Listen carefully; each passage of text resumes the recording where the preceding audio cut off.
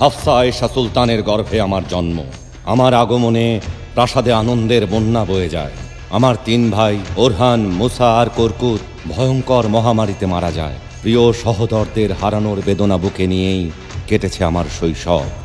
আমি সুলেমান, ট্রাবজানের প্রাসাদে রুমির কাছে আমার হাতে খড়ি।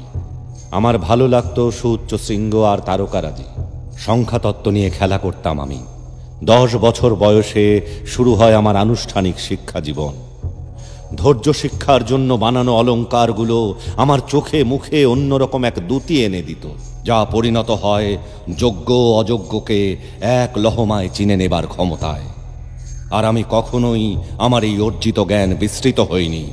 আমি সুলেমান। 16 বছর বয়সে ভ্যালিয়েত শাহজাদা হিসেবে অভিষিক্ত হয়ে সঞ্জক বে হিসেবে মানিসায় পাঠানো হয় আমাকে। আজ বাবার রেখে যাওয়া বিশাল সাম্রাজ্য